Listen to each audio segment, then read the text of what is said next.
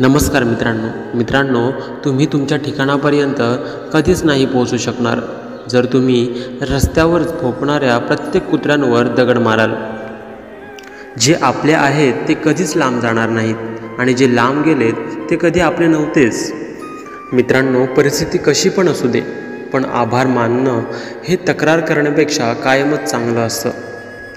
मला ह्याचमुळे जिंकायचं आहे, कारण सर्वजणांची इच्छा आहे की मी हारावं। आशा ठेवणं हे अर्ध आयुष्य आहे आणि पूर्णपणे नाराज असणं म्हणजे अर्ध मेल्यासारखं आहे।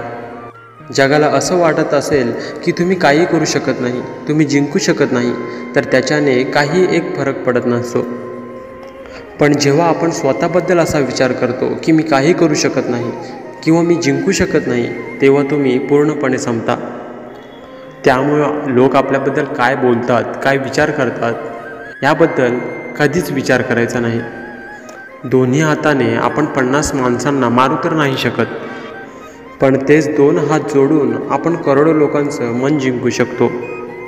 कठीणातला कठीण लोखंडसुद्धा तुटतो, पण जर खूप सारे खोटे एकत्र आले तर खरं पण तुटून जातं।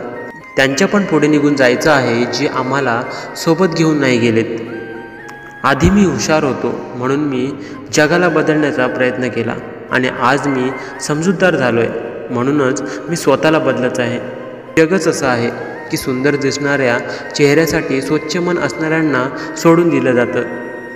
मित्रांनो, कधीही प्रयत्न करणे सोडू नका, कारण की दुसरा व्यक्ती तयारच बसलेला असतो तुम्ही सोडलेल्या संधीचा फायदा घेण्यासाठी। ज्यांना तुमच्या शब्दांची किंमत समजत नाही त्यांच्यासमोर शांत बसलेलं चांगलं। आयुष्यावर फक्त एवढंच लिहू शकलो मी, खूप घट्ट नाती होती पण खूपच कमकुवत लोकांशी।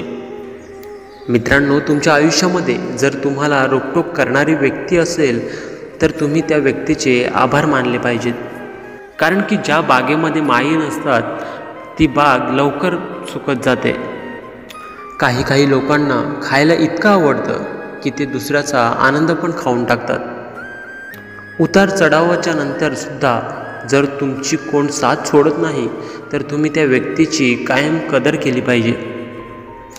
काट्यांवरून चालणारा व्यक्ती खूप लवकर पुढे जातो, कारण काटे हे पायाचा वेग वाढवतात। माणूस सगळं काही विसरू शकतो, पण त्या व्यक्तीला नाही विसरू शकत ज्यांनी त्याला त्रास दिला।